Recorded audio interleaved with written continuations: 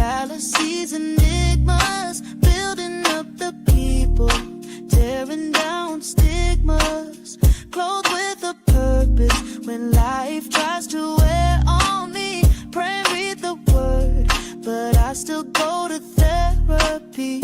No matter your past or what you've been through, this is a space, not judgmental.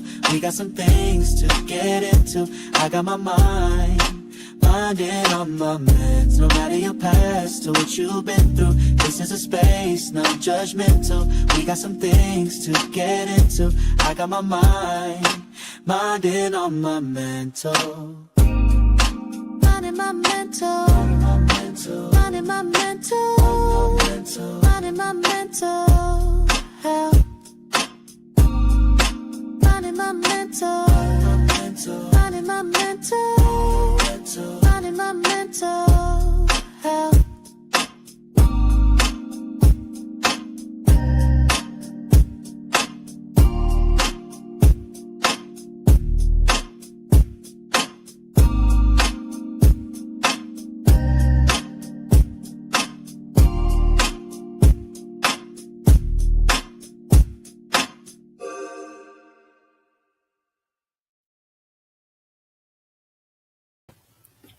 Hello, everyone. I am Tenitria Williams, and welcome back to Minding My Mental Health.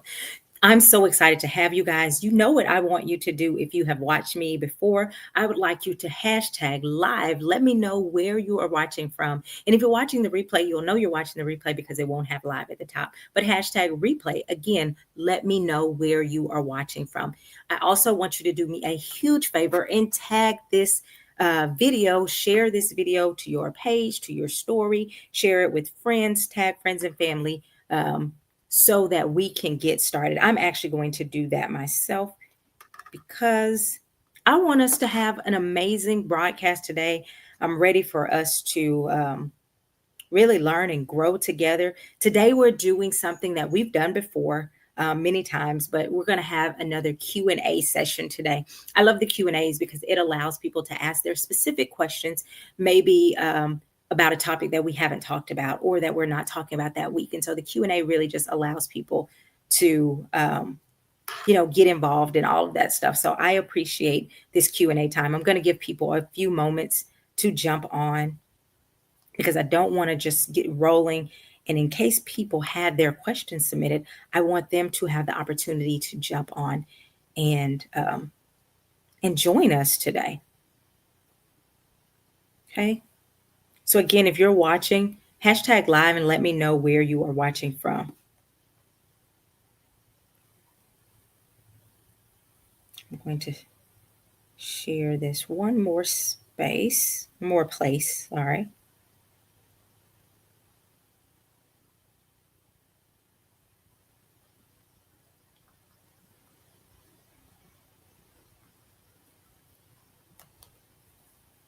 There we go. So as we are waiting, what I will do is kind of just share some things for when people come in. Hopefully we will be ready to jump start. Also, if you're watching, if you don't mind sharing where you're watching from. So if you're watching on YouTube, can you put YouTube in the comments? If you're watching on Facebook, or if you're watching on Instagram, I'm trying to get on Instagram a little bit more. So if you're watching on Instagram, let me know. Just again, let me know which platform you may be joining us from. So we're going to go ahead and get started in our Q&A. Also, if you have a question that you would like me to answer on today's episode, all you have to do is you can put it in the comments or you can send me a direct message to my inbox and I will read those throughout. If I have time, I'll stop and read the questions that have been submitted during this time so that we can go forward. Okay. So again, I'm going to go ahead and get started. Again, hashtag, let me know where you're watching from. And then hashtag replay if you're watching the replay. And again, let me know where you're watching from. Thank you so much. Give hearts, give fire, like the broadcast, share the broadcast, tag your friends and family because they may have a question that has also been submitted. So our first question, let's jump right into that. Okay, so the first question reads, I feel so overwhelmed by all of the news about politics and violence in the U.S. right now.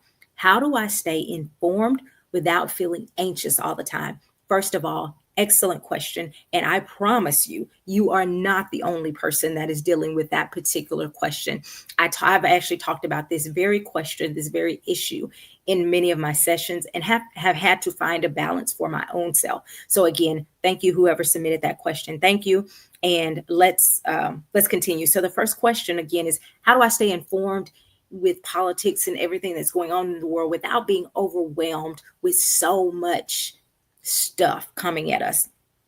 The first thing I would say is acknowledge that it is a lot. Sometimes we try to minimize it. It's a lot. It is not. I don't think we were, as human beings, we were not designed/created to live in a world where we're getting bombarded with 24-hour news cycles. I think I want to say CNN started the 24-hour news cycle. I'm not sure about that, but we weren't created to just consume news all the time. Our body, our brain needs breaks, right? And so when we stop and we just go, it actually is a lot.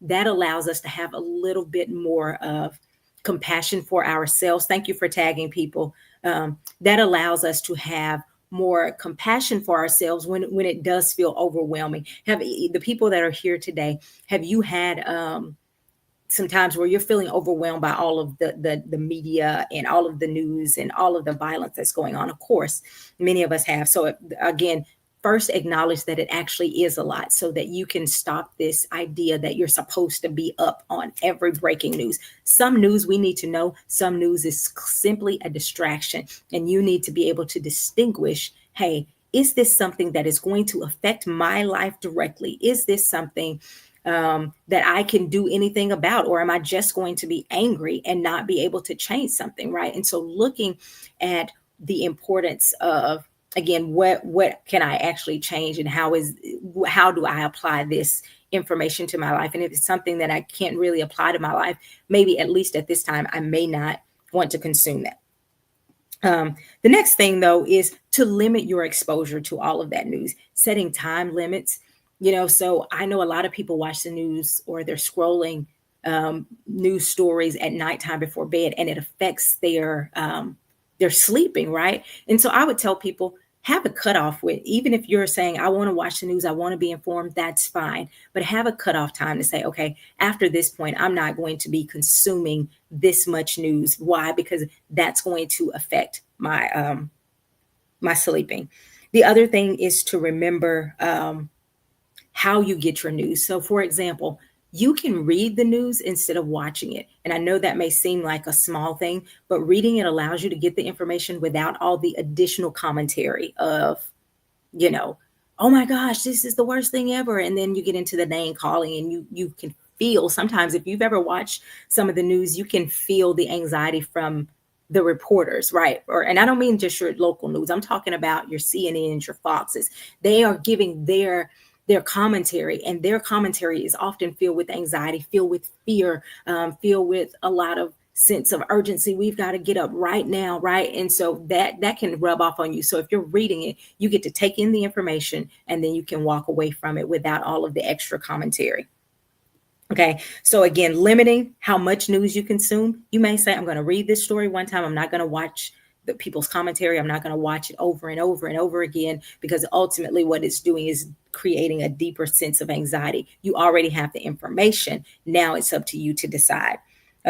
Remember, staying informed doesn't mean that carrying the world's problems on your shoulder is your responsibility. Okay, so you being informed is important. I don't believe we should walk around, especially in today's environment, being ignorant of what's going on in the world, because there are things that we may need to adjust and prepare for. However, we don't have to know every little bit of things, because it breeds a sense of chaos.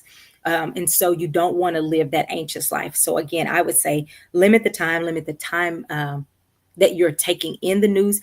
Examine how you're receiving your news. And also throughout your day, take moments to just breathe, pause, recenter yourself, meaning go outside, feel some sunlight, touch grass, drink water, right? Do all of those things to help you stay grounded. I want to remind you guys, as you are joining, that you have an opportunity. If you have a question, you can submit that question, because today we're just doing Q&A. So there's not a specific topic. I'm just answering questions that have been submitted. So if you have questions, you can submit that to the inbox right now, and I will be happy to read your question. I won't say that it came from you, but again, feel free to submit your question so that I can see, the question, and I can go ahead and answer that. So that's how I would answer that question. Limit your time and exposure. Remember to stay informed doesn't mean you're carrying the world. And also remember to normalize what you're feeling, meaning to say, I wasn't designed to receive this much news. Of course, it's overwhelming. Don't feel guilty because you're feeling overwhelmed, and don't feel guilty because you're saying, hey, I can't take in that much. You were not created to take in 24-hour news cycles. It was just not the way we were created to live. Okay. So I hope that answered the question for whoever submitted that question. Question number 2. This is a good one. It says, I lost my job and I'm scared. I can't stop stressing about bills and my family depending on me. What can I do? Okay. So again, you have a situation where we know that finances in this country are kind of everywhere right now. And so it's important that we look at this question with some sensitivity, but also some practicality. So number 1, acknowledge the fear. It's very normal for you to have a reaction if you lose your job, especially again in today's climate, in today's economic systems that we have. So acknowledge your fear, but also focus on what's within your control. So sometimes, especially if you lost your job, you can get angry at the job, the company. You can get angry at your boss for whatever reason you lost your job. You can get angry at the global system, or you can look at, again, what's within my control. What's within my control is updating my resume, applying for new jobs, updating my skills, networking. All of these things are actually within your control. Okay, so the next part of this, and I would also recommend, if you have not gone back and watched Minding My Mental Health, all of the financial, we did a whole month on minding my mental health and talking about money and mental health. You can find all of those replays on YouTube at Tenitria. You can just go at Tenitria. Go back and look at those because we gave some very practical steps in those as well. It's 4 episodes. One of those episodes at least will definitely help you. Okay, so again, I want to continue on this question though. Create a simple plan for your bills. Okay, what does that mean? That means you're looking, you say, okay, what are my priority bills? Are there any bills here that I may be able to, depending on, number 1, look at your resources, right? So if you have savings, that may help you go, okay, I have enough savings to get us through 3 months, which gives me 3 months to find a new job. Okay. If you don't have savings, if you're a person that goes, I don't have a lot of savings, or I'm kind of living check to check. So then you need to go in and say, okay, what resources do I have? Meaning, are there community programs that will pay a light bill or a gas bill or something available? Do I have family members that may be able to help me out? Do I have skills that I may be able to use, even though it's not a specific job? Do I have skills that I could use to produce money to pay these bills? And so creating your plan, I always tell people it doesn't hurt for you to reach out to companies.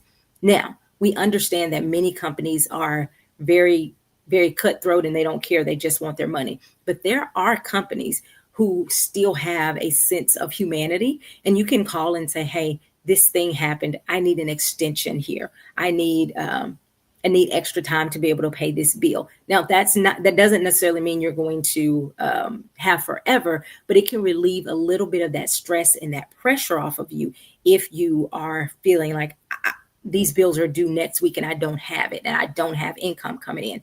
Call and get an extension. Give yourself time to actually stop and think, okay, what's my plan? What's the bill that's most important? I know we have to have rent, for example, or mortgage. I would say rent because you actually have a little more time with mortgage. We have to pay the rent. So you pay the rent. We have to have lights and water. So we're going to find resources for that. Right. So anxiety often lessens when you have a structured plan. So creating these are the bills that I want to pay first. This is how I'm going to pay these bills. I'm going to sell cakes one day. I'm going to bake pies. I'm going to call my mom and see if she will help me. I'm going to do these things. But when you stop and you just breathe and allow yourself to create a plan that can help you.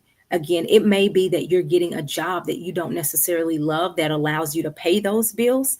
And then you can go from, hey, I can I'm doing this, but I'm still looking for a job that will get me back to the level that I was accustomed to living. So, when we're talking mental health, this is a part of mental health, because problem solving says, even though things are scary right now, I don't need to shut down, right? And so give yourself permission to say, this is an anxiety provoking event. I don't have to feel guilty for feeling a little nervous, but I do need to ground myself, center myself, so I can calm down and actually think through the plan. If you're so anxious that it's hard for you to think through the plan, reach out, whether that's through counselor, or a friend that can kind of help you sit down and say, what are your resources? What do you have? Because oftentimes when people get news like losing a job, they automatically just panic instead of saying, oh, wait, I actually do have resources, such as, again, family support, or I have resources with my savings, or I have resources in the community that I could utilize that would help me. I'm going to also add, because you guys know I'm a believer, I'm going to say, begin to release your faith as well, and begin to say, hey, God, you see my situation. I call in finances, resources, favor, money to do what I need to do, and begin to pray and use your faith so that you can also get those things. How do you release the anxiety? Creating structured plans for your day as well. So if you're not working, that means you have a lot of time to sit there and stress, but you also have a lot of time to get a plan to start creating some money for your household to come in. Again, remember, it's not the end of the world. You have to calm down so you can get a good plan. Okay, so the next one says, I can't sleep because I'm worried. Well, a lot of money stuff. Again, I want to encourage you guys to go back and look at that money series. It's on YouTube at Tenitria. Go back and look at that whole series. We did a series on mental health and money. Go back and check out all 4 episodes. But this one says, I can't sleep because I'm worried about the cost of everything going up, food, gas, rent. How do I calm my mind at night? Very simple. I mean, very good question. And what I would say is using what dump your day is what we call it. And some people call it like a brain dump. You having a moment where you allow yourself to dump your day, your stresses from your day. What does that look like? It may look different for everyone. So finding a way that allows you to release that. Sometimes people will write all their stress down. That is a way to say, I'm getting it out of my head, because if it's in my head, I'm feeling I'm feeling anxious. I'm getting it out of my head, and I'm going to write down the things that are in my brain swirling. That'll help with some of the racing thoughts. It will also help if you do something that allows your brain to get away from all of those fears. So it may be watching a comedy or your favorite show, reading your Bible. What I like to do, and what seems to be most effective for me when it comes to dumping my day, is stretching. Because what happens is, if you're worried about money or worried about anything, really, we carry that worry oftentimes in our bodies. And so what I would suggest is for you to say, I need to release the stress that I have physically been carrying around all day. I'm not asking you to turn into a, I forgot what they call it, but the people that are super flexible. I'm not asking you to do that. I'm saying some simple stretches. If you can touch your toes, if you can't touch your toes, go as far as you can. You can sit on the ground and lean and try to touch your toes. The more you stretch, the more flexible you get. But this isn't an activity in flexibility. This is an activity in releasing the stressing. So stretching during breathing as you're stretching. So inhale, exhaling, and then stretching releases some of the physical anxiety that your body may be carrying. These are ways for you to release the stress from your day. Also, journaling can be great. Again, exercise, great. If you're having trouble sleeping, you may not want to exercise too close to bedtime, because it can get you kind of ramped up and can cause it to be harder for you to sleep. But exercising throughout your day can be a preventative way to help you at nighttime. But at nighttime, I do recommend stretching, because even though it is a physical exercise, it is one that's actually releasing some of the anxiety and can help you to relax. There are other things that you can do. Magnesium helps to calm your nerves. And so if your body is low on magnesium, that may be something. I've been taking magnesium for a while now. So taking magnesium at nighttime can help calm your nerves, calm your body. I love it. Problem solving is a part of attending to our mental. Yes, Problem solving actually helps way more than people realize. And sometimes when we're dealing with a lot of stress, Tina, what happens is we shut down. Okay. So when we're stressed, feeling stressed, we just shut down instead of saying, okay, I don't need to shut down. What I need to do is breathe through it, allow myself to feel this, and then say, okay, now let's get up. Let's figure out how to do that. And sometimes we don't have to, not sometimes, we don't always have to do that by ourselves. We don't let pride keep you in a place where you're going, I don't want anybody to know my business. Find somebody who's not judgmental, who's not going to criticize you and tear you down, and walk through some things, because there are just sometimes it's not even about you making a poor choice. Sometimes it's about getting a different perspective of someone that can actually really help you to walk through that. Okay. Next question. Oh, this is a communication question. It says, this is good and common. Next question. My partner shuts down whenever we argue. I feel like we never solve anything. What should I do? Okay. So again, if you have questions, please submit those questions to the inbox. So I'm going to go ahead and answer this one.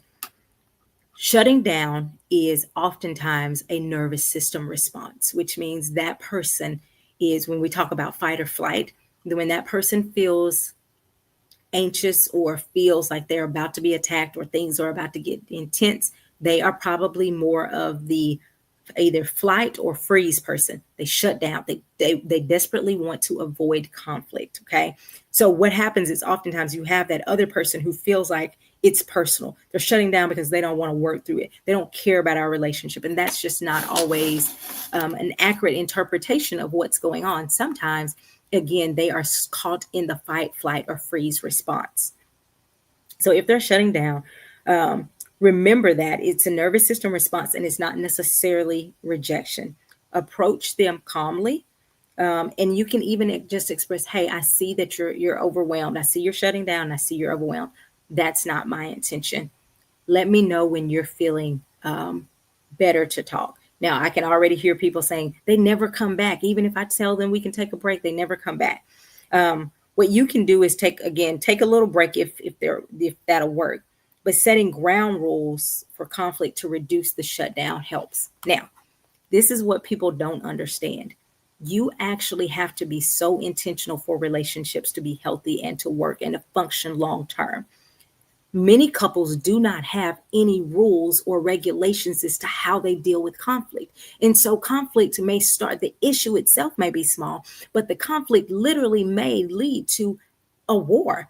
No one wants to enter a conflict if it is going to lead to this big shutdown, right? Or this big blow up. I'm sorry. So finding ways that you can say, while we're not in any kind of argument, let's talk about some rules that we will and won't use, things that we can and can't do when we are in conflict. Okay. So being proactive to say, okay, I agree. We're not going to call each other names. I agree that we are not going to hit below the belt, meaning attacking areas of personal sensitivity.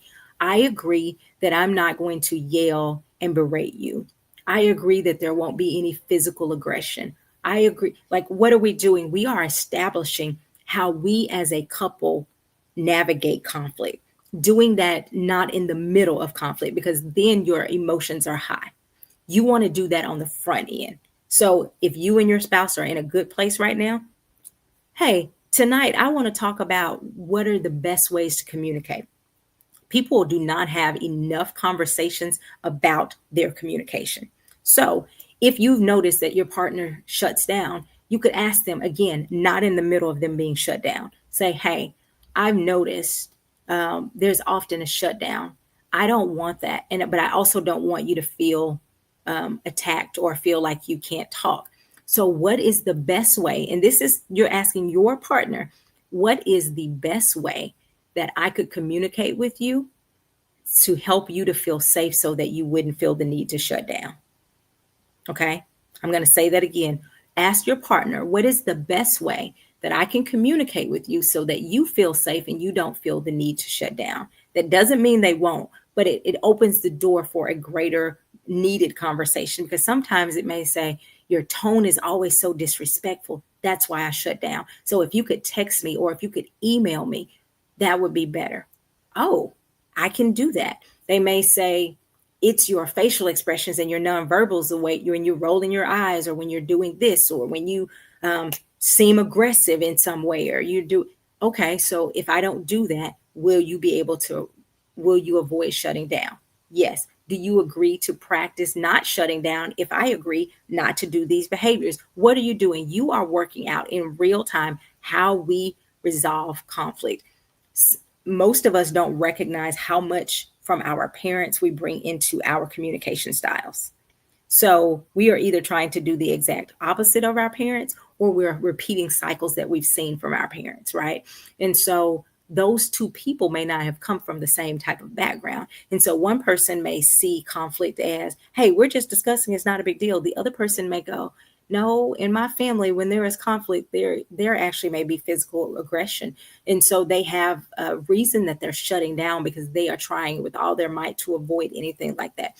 Talking through that before conflict helps. Now, the question says, what about if I'm in the middle of conflict, right? What if I'm in the middle of the conflict and they shut down? Say, okay, I see you're not ready to talk. I respect that. I would like to revisit this when you're more open to talk. And again, give them that space, but then come back and say, we seem like you're in a better space. Are you open to talking? Okay. I hope that answered the question. And if not, we can go more in depth. I'm going to read another question. Oh, this is a good one. This is I have a long, I got some of these questions before, so I answered them. But it's a longer response, but I think it's important. This question says, I'm a Black professional in a mostly white workspace. Lately, with all the racial tension in the news, I feel more anxious at work. How do I cope? So the first thing I would say is, like we said earlier, give yourself permission to feel. Okay. You don't have to go, okay, I don't have to feel this. I give yourself permission to go, whew, this actually is a lot of stress. Denying it can make you feel you're actually trying to gaslight yourself. You don't have to deny what you're feeling and what is there. Okay. So you don't have to pretend that the racial stress isn't affecting you. You don't have to pretend like it's not really there. You can go, it's there. I feel it. I see it. Now, what am I going to do with it? Name that feeling. Label it, name it. Naming it is the first step to reducing distress and gaining agency. What does that mean? When you say, okay, I'm feeling uncomfortable because it feels blah, blah, blah. I feel anxious because I think my peers don't believe that I actually earned the right to be here, right? And so you're naming it. Then you get to just saying that out loud. I don't believe my peers believe that I deserve to be here. Okay, so saying that maybe cause you some anger, but I know I deserve to be here. I know I worked to pass the exam. I know that I had to go through this and this and this and this. I do deserve to be here. And so reaffirming to yourself your value and that you deserve to be there. This is a big one that the next step I would say is to build or lean into your community. Okay. There are other people, maybe not at your company. I don't know. But there are other people who are experiencing something similar. Lean into that community. That may be calling your girlfriend after work. That may be calling your sister after work, or your dad, or whoever, that can affirm not only the experience, but can kind of walk through and help you to go, okay, it's not just me. I'm not making this up again. And you can lean into that community. One of the pillars, I think, in the Black community is community. When we talk, one of the pillars of healthy mental health is our community. I think it's a strength that we oftentimes minimize. It's one of our biggest strengths. And if we learn that we can lean into that, it will help us tremendously. So even if it's not a peer in your work environment, you can still find spaces that will affirm, again, your experience, your feelings, and help you to navigate through that. Okay. So that can be your family of choice, your friends, your family, whoever, that can, again, help you affirm that experience and help you walk through ways to do that. Sometimes it's like, girl, can you go walk with me tonight? I just need to decompress. That is a part of dealing with your mental health in those types of environment. This is the next part I think is really important. Monitor your internal messaging. Okay. So, for example, earlier I said, what if you hear it and you go, "Oh my gosh, my coworkers don't think I deserve to be here." I've been hearing, what was it, DEI, when I was seeing little clips from people talking. There is a certain group of people that says DEI stands for didn't earn it. And so if you hear that kind of rhetoric enough and you are in that space, you may go, they think I didn't earn it. Oh my gosh, I have to prove to them that I'm smart. I have to prove to them that I earned it. You don't. You don't have to prove to anybody that you earned it, because you know what? They don't allow me to be a counselor because I'm Black. I had to pass a test. I had to graduate with my degree. I had to take the same exams that everyone else had to take. And I don't have to prove that I know what I'm talking about. I don't have to prove my worth to anyone, because they're not handing out degrees because, at least not at the U of A where I got my degree. They're not just handing them out because I'm Black. They never were. Okay. So practice affirming yourself so that you don't take in these narratives and push yourself past exhaustion or to an unhealthy place because you're trying to prove something to someone else. Okay. Practice affirmations or counter stories like, I deserve to fully exist. My contributions are important. I've worked hard to be here. My voice matters. All of those things are important to say. If you notice shame, guilt, or self-doubt creeping in, it's often that internalized voice of what you've heard. Well, did I get here because of? No, you got here because you worked, you applied and you worked. And yes, there were people that did not get into that program. They were all different colors. And so we're not going to take my getting in as I pushed somebody else out. No, I worked hard. I did the work and I'm still continuing to do the work. Okay. Strategize kind of how you want to respond to microaggressions. You're going to receive some microaggressions. You decide how you want to respond to that. So, for example, not every microaggression needs a response. Some you're like, that's just ignorant, and I'm just going to keep going. But there may be some places where it's a microaggression and it's an opportunity for you to reach out to a higher level, depending on the company structure. Go, I would love for us to bring in somebody to talk about understanding of differing cultures and values. And, do we need to have some kind of training, working with somebody higher, if depending on your role? Do we need to bring in someone that can talk about how we can all work together with various viewpoints and how we can have those viewpoints work together for our company that makes our bottom line even stronger, that makes us a greater asset to the world because we do have diverse perspectives, right? And then again, use therapy, use your support system as a place where you're allowed to talk about things, talk through things, and recognize that you don't have to prove yourself. Do things that make you feel good. So that could be exercising, joining a running club, eating healthy, getting your water, prayer, meditation, stretching, the things that you love to do those things. Those will really help you. And the next thing is, I got two more things on this. Rest is not a luxury. Okay. You put that in the comments for me. Rest is not a luxury.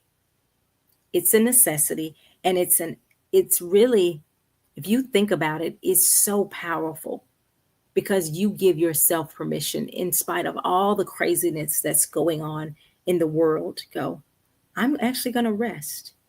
I'm going to stop. I'm going to breathe, and I'm going to allow myself, my mind, my body to rest. I do not have to be pushing to prove that I'm worthy. Okay.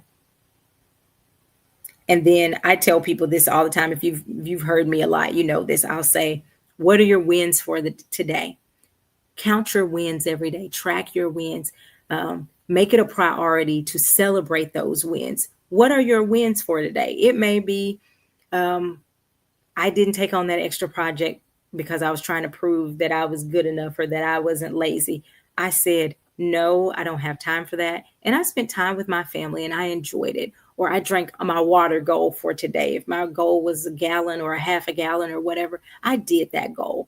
I met that. I had a great review at work or whatever those things. Track those wins. Why? Because it helps to keep you centered and try to keep your life structured with routine and calmness to help you get through that. Okay. There is, I think I missed a question. Do you guys have any questions? Again, feel free to submit the questions in the comment section or inbox. Here is one question. I'm a teacher and I love my students, but between low pay and high stress, I'm often exhausted. How do I take care of myself without feeling guilty? Well, number one, we know that teaching is a very important, critical job. We also know that teaching sometimes feels like a thankless job, right? And so burnout is real, especially when you're helping people. So build in your own structures of self-care, routine, going, okay, between classes, I have to make sure that I drink water. I have to make sure that on my planning period, I actually take time to pause and breathe. I may get up in my class and walk around so I can get some movement of my body. I do things every day, but also to remember that yes, your job is important. You are there to teach, these beautiful, wonderful children. However, you are not there to save everyone. Okay. You can't do that. And so releasing yourself from this idea that you have to save every kid in your class. Every kid in your class has to be at this level. You're going to do your best, but you are only a piece of their education. You are a part of their educational system. It is not all on you. Bring in parents, look at other resources. I think those things will begin to help you. Guilt often comes when we believe that resting equates to laziness. It doesn't. Resting equates to refueling, recharging, regenerating, even if you will. If you think about animals who lose a part of their bodies and their bodies are able to regenerate that part. If they don't rest, that body part doesn't regenerate. Well, that's simple. That simply happens sometimes in our mental health as well. Rest allows us to regenerate so that you can come back and give your best the next day, or to the students, for yourself, for your family. And the other thing I would say is set healthy boundaries. Yes, you are a teacher, but again, you are a part of these children's education. You're not the whole piece. So make sure you set boundaries. I have to leave the school by this time. I'm going to grade this many things. And if it's something else, they may get it another day, but I'm not going to stress myself out, you know, going to this really unhealthy place. So I got some more questions here. Here's one. How can parents model healthy emotional regulation for their children when they themselves are struggling? This is such a good question. How can parents model healthy emotional regulation for their children when they are also struggling to emotionally regulate? Number one, I think parents have to be honest with themselves. Number one, hey, I'm struggling. I may be snapping on my kid, and it's actually not because of my kid. I had a time where I guess I'm assuming my hormones had gotten out of balance or something. And I was very irritable. And I stopped and I recognized my kids were, yes, they were doing things that were annoying. Okay, let's put that out there. But they were not doing things that were any more annoying than they normally would. Right. And so I said, this isn't them. This is me. Okay. And we have to have those moments of self-awareness to say, hey, this may be a me issue. I have to breathe. I have to stop.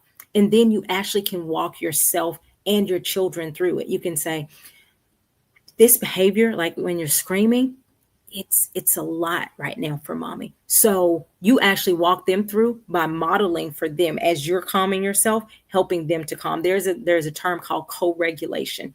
And co-regulation is you helping someone to calm down because you're calm. Okay. So you can say, let's work together. Let's work on calming ourselves together. So if you are upset and they are upset and you're like, oh my gosh, will you stop screaming?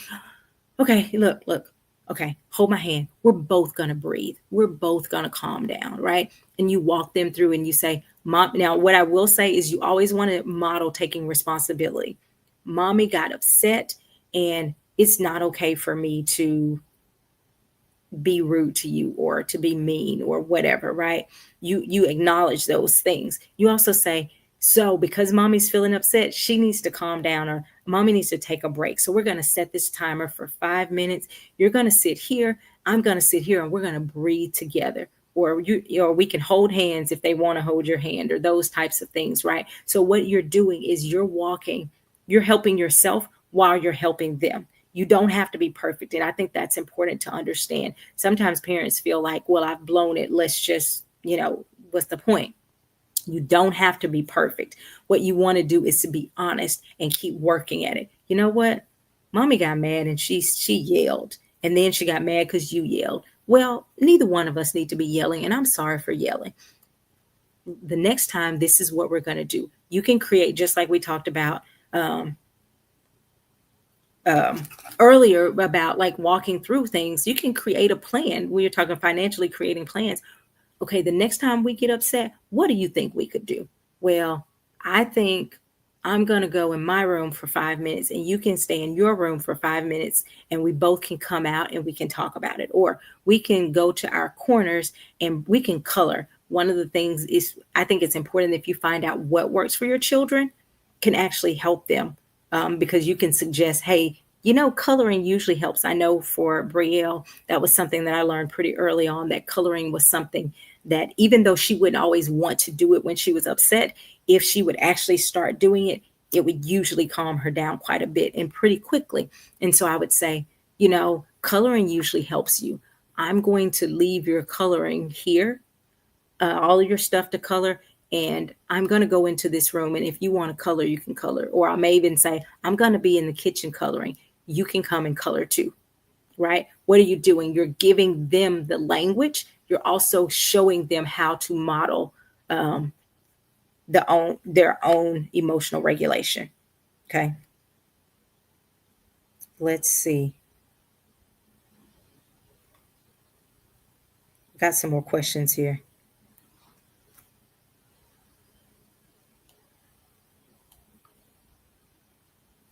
Some of these are kind of actually repeated.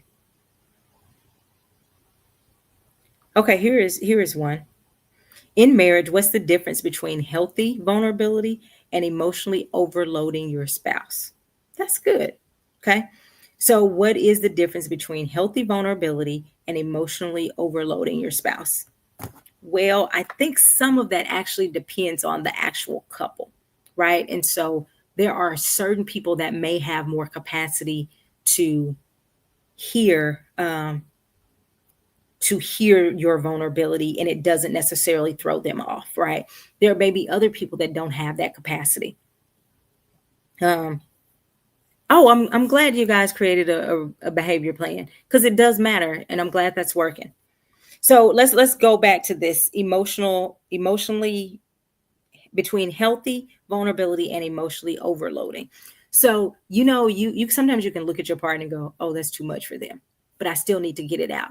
If you're looking at your partner and you start to see that, you can say, you know what, maybe I need another space. That doesn't mean you're taking your partner out of it. It may mean, hey, I'm giving them a lot. If you notice that every night, so pillow talk at nighttime, totally normal. How was your day at work? Great. Oh, my boss got on my nerves, or this thing happened. That stuff, that's normal. But if you find that you are just you may be talking about childhood trauma all the time or something like that, you may go, I need to probably seek professional help, because I do want to bring my husband or my wife in.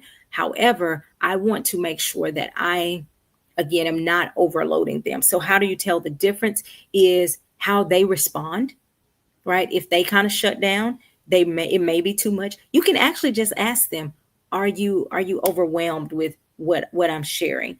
If it feels like, if you start to notice that there is tension between after sharing, if things feel a little awkward or distant, they may be overloaded. And so you have to be self-aware enough to be able to look at that and go, yeah, when I start sharing this stuff, they shut down. And you can just go, okay, I'm doing a lot. I want to share with my partner, but maybe they aren't in a place where they can hear that for whatever reason. And I think communicating about these things before you're in the middle of them is important. So saying, hey, I know that I like to share, and it helps me to kind of process through some past trauma, or it helps me to get through whatever. But I never want to overload you. Can we decide together that when you're feeling overwhelmed, that you'll say, okay, can I get a break? That'll let me know I've shared enough and we can come back to this at another time, or I need to go and again perhaps get professional help.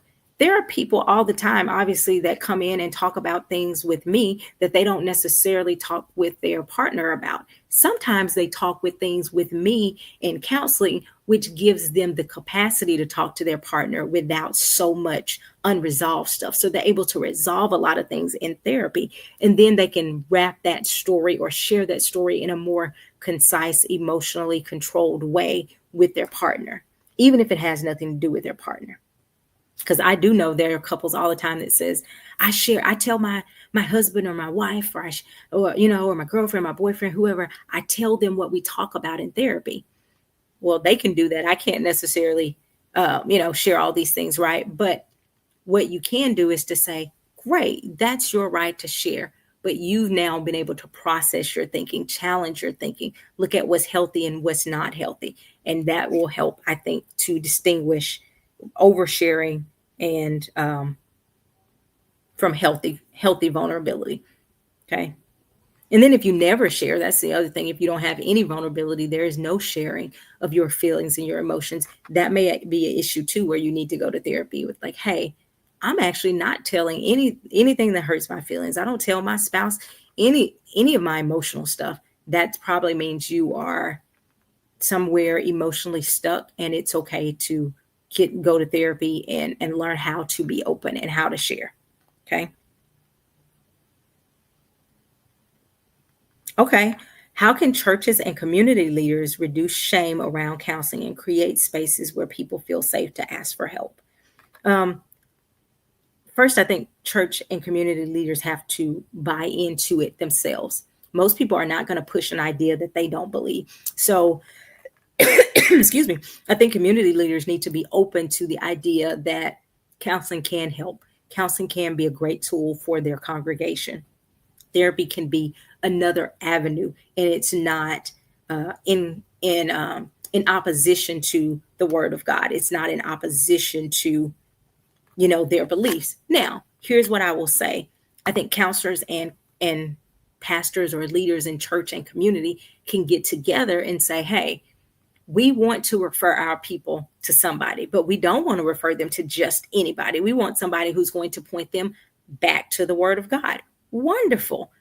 Here's a list of counselors who are believers, and they are also credentialed and licensed and all of these things. There are Christian counselors. There are counselors who are Christians. There are people that can say, hey, I know how to incorporate my faith into it as much as the client is open to, right? And so I think, again, it's really important that we build those connections and those bridges, community leaders with counselors, with pastors, with church leaders. And the other part is from the church perspective. I think to just say it, to tell people, hey, we don't have all the answers, and we're not so prideful to assume that we do. I don't have all the answers. I am a counselor and I have been doing this for 20 something years. I don't have all the answers, but I'm also aware enough to say, ooh, that's not an area that I'm as aware about, or that's not an area that I specialize in. And you may want to go somewhere where they specialize in that, right? So if you want help with your marriage and someone only works with children, you probably want to go somewhere else with someone who specializes in marriage work. Or if you have a child and they always only work with married couples, you may want to say, let's find someone who works specifically with children with trauma, if your child has experienced a trauma, or specifically with children who have this type of diagnosis. You can be picky when you're choosing your mental health provider. Now, that doesn't mean every counselor has to check every box that you have, but you can make sure, hey, this is someone that I feel comfortable with. Okay.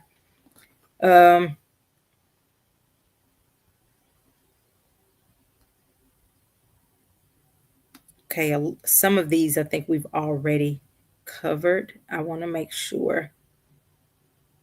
This is one, and this comes up probably often, and I think it's probably because most of my audience is, or that we're Christians. So, how do we reconcile faith and spirituality with seeking counseling and medication? Okay. I think we are a three-part being. We are soul, which is our mind, our will, our emotions, our imagination, and our intellect. We are also spirit. That is the spiritual part of us. And then we are body. We do not want to neglect any of those parts. And so sometimes if we just show people that we're taking care of different parts, right? So it's like when I go to church, that is helping connect my spirit with my soul. That's the growth in my spirit and my soul, right?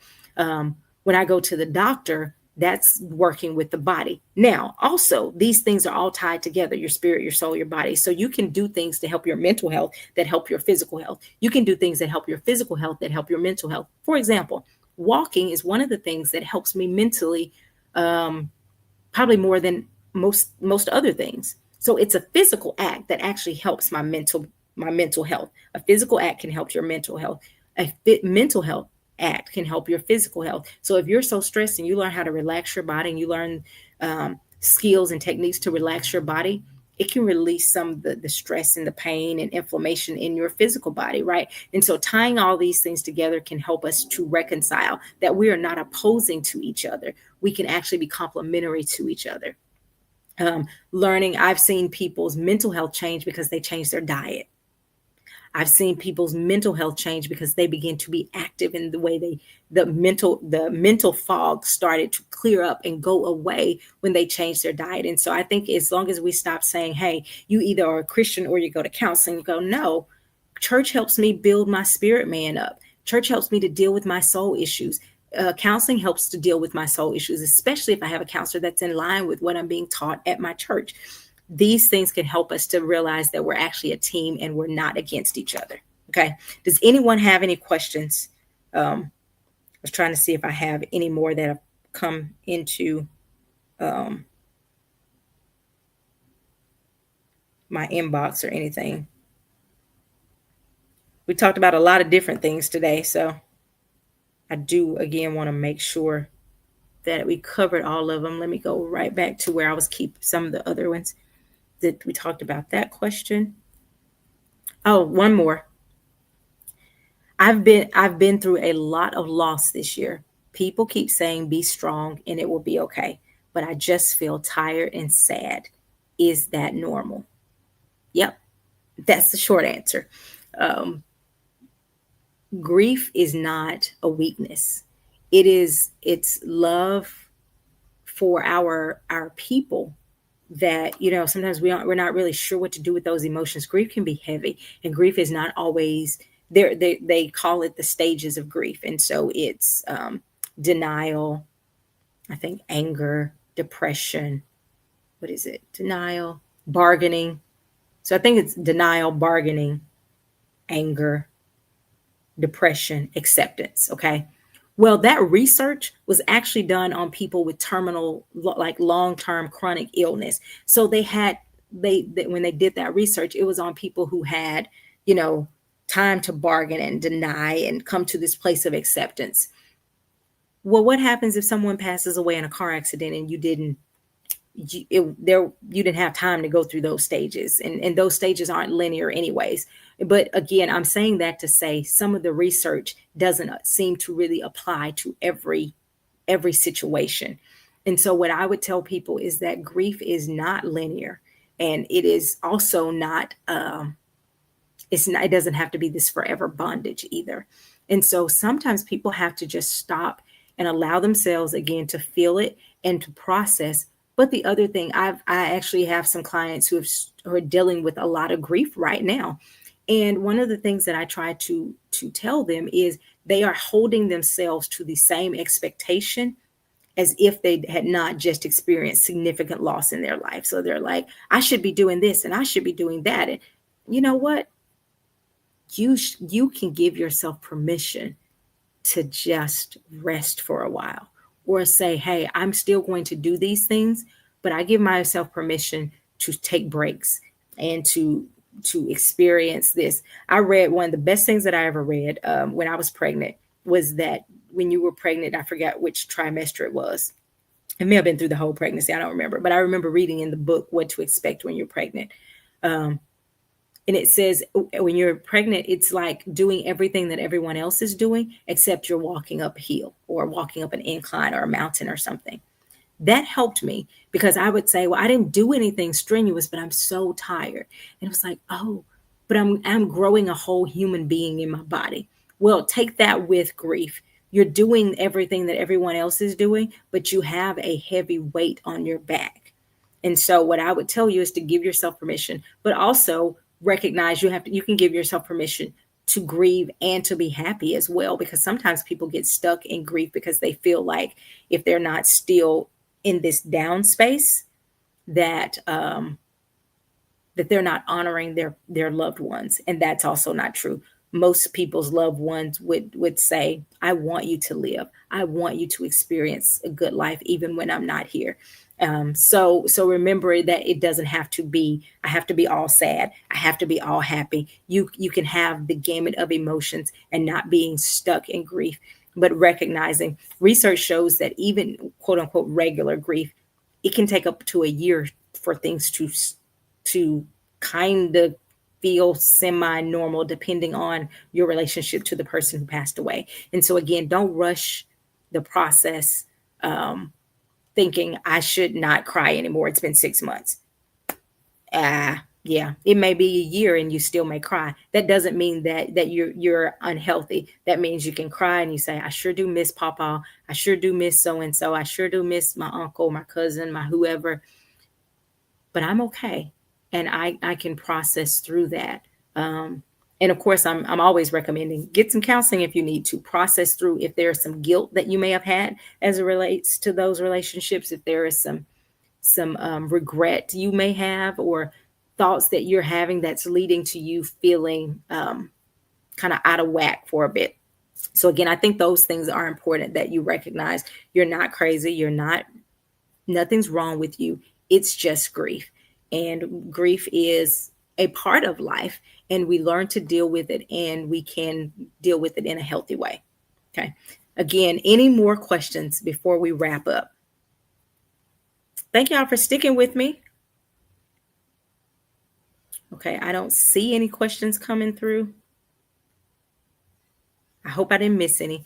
But if so, shoot me an inbox after the thing, and I may depending on what the questions are, we can answer them in the next Q&A, or we can do a whole episode on that particular topic if it's if it's a topic that requires a whole episode. So again, thank you guys. I want to plug a few things. If you have not already signed up for the Celebrating You broadcast, or not broadcast, but the affirmations, every single day you get a affirmation sent to your email address.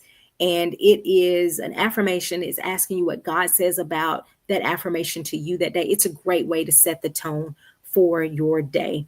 And I did that for probably 4 years in the group Celebrating You. Well, now you have the opportunity to have that. You don't have to get into Facebook, because a lot of times people say, I come to get my affirmations and then I get caught in Facebook and I start looking at stuff and I end up there longer than I want to be. So we can send it directly to your email. So you don't have to get distracted. You can focus on that affirmation. Take a moment to hear God about what he's saying about that affirmation for your life that day. So I encourage you to sign up. It is only $1.99. $1.99. Put that in the comments. $1.99. That's it. And you get your affirmations every day. And they really are good affirmations. As I'm typing them into the system, I'm like, this is good. And I'll carry those affirmations with me throughout. So again, I encourage you to sign up. If you have not signed up, sign up. $1.99 for your daily affirmations for Celebrating You. Also, if you are in need of referring someone to therapy or coaching, you can always send me an email to nitria@gmail.com. I would love to work with your friends, your family, whoever is watching this. So again, I appreciate you guys for sticking with me. Make sure you join next week. Thank you, Courtney. Thank you so much.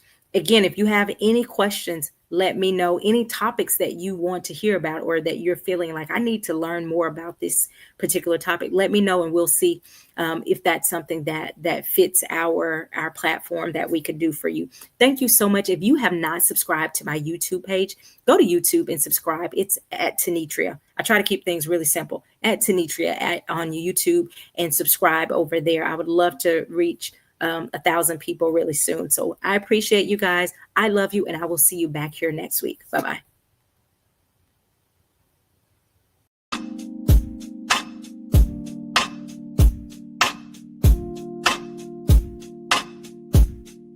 Breaking misconceptions, fallacies, enigmas, building up the people, tearing down stigmas, clothed with a purpose. When life tries to wear on me, pray and read the word, but I still go to therapy.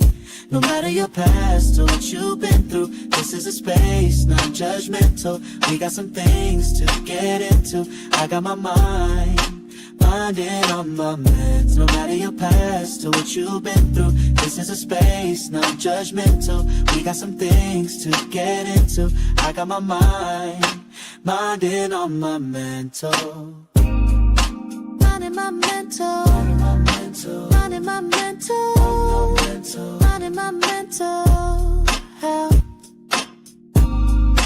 Mind in my mental. Mind in my mental. Mind in my mental.